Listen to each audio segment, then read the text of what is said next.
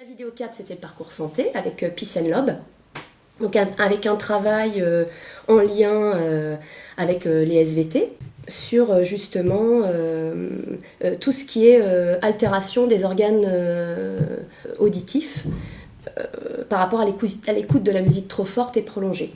Et donc c'est un concert qui retrace l'histoire de la musique et qui en même temps explique les dangers de l'écoute de la musique trop forte et prolongée. Puis ensuite certains ont créé un petit diaporama explicatif de ce qui s'était passé, de ce qu'on avait vu, de ce qu'ils avaient ressenti. Très intéressant. Le groupe classe a été changé. La relation entre les élèves, le regard de l'autre, l'impression d'avoir, je pense, vécu quelque chose ensemble, d'avoir porté ce projet, parce qu'ils ont tous été moteurs dans ce projet, investis, ça c'était très intéressant. Peut-être a-t-on créé des envies, puisque certains élèves sont venus me voir cette année en me disant qu'ils aimeraient bien aller faire leur stage au VIP, donc je trouvais ça très intéressant, c'est plutôt porteur, ça veut dire qu'ils ont encore des choses à découvrir et des envies, donc ça c'était intéressant. Alors, des points positifs, oui, le travail ensemble, en coopération, cette réflexion, mener ce projet ensemble, quelque chose qu'on fait depuis plusieurs années, donc voilà, c'était intéressant et envie de poursuivre dans cette voie. On est ici pour vous présenter un condensé sur les musiques amplifiées.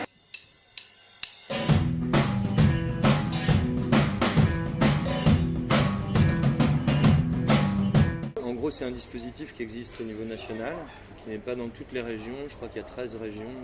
Les élèves qui viennent voir Peace and Love ici, ils ne viennent pas juste voir Peace and Love. En fait, Peace and Love, ça s'inscrit dans un projet qui dure sur toute l'année scolaire. Donc ça peut être un prof de physique qui travaille sur le son, un prof de biologie qui travaille sur l'oreille, ou un prof de maths qui travaille sur les logarithmes. Enfin bref, ça peut être complètement différentes choses.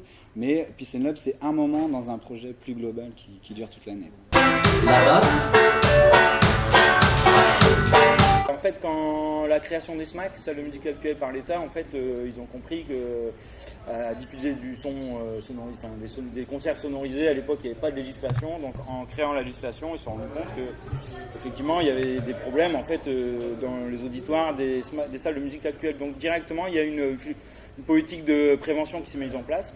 C'est dans ces années-là que naît une musique qui va plaire aux jeunes. C'est tout simple, c'est qu'en fait, on voulait un peu réactiver la curiosité ou le côté critique des jeunes quant à la musique qu'ils consomment aujourd'hui. Et donc, il a fallu expliquer pourquoi on est passé de Elvis à la techno en 50 ans.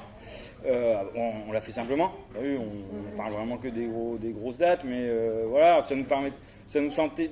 personnellement, ça me paraissait important qu'ils comprennent pourquoi la musique d'aujourd'hui, puis ses racines dans le rock'n'roll, tu vois, le hip-hop d'aujourd'hui, si tu veux, c'est du Elvis. On sait que la plupart des jeunes connaissent, mais de la replacer dans une chronologie, ça nous paraissait important.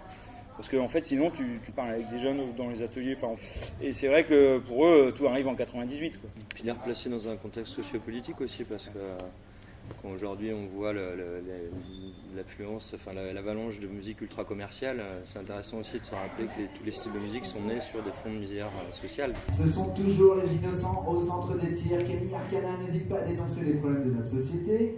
Évidemment, ces deux nouveaux supports vont atténuer la popularité de cette activité. Et c'est ça qui est intéressant, parce que du coup le message passe complètement différemment si les élèves ont déjà des notions de ce dont on aborde. En fait, nous on aborde des notions qui sont relativement complexes, mais en les simplifiant au maximum, parce que sur 1h30, on ne peut pas leur donner plus d'infos que déjà ce qu'on donne, c'est vraiment beaucoup.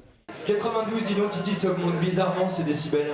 Donc voilà, on essaie nous de condenser, mais ce qui est intéressant, c'est que ce soit repris soit en amont, soit en aval par les profs. Il y a eu une enquête qui a été diligentée par le pôle des musiques actuelles, qui a été publiée il y a 1 an et demi, 2 ans peut-être. C'est une enquête sociologique qui a été faite pendant les spectacles de Peace and Love, en fait, qui a été organisée par Musazik et le pôle des musiques actuelles, qui reprend à la fois les pratiques musicales des jeunes, en fonction de leur catégorie socio-professionnelle, etc., etc.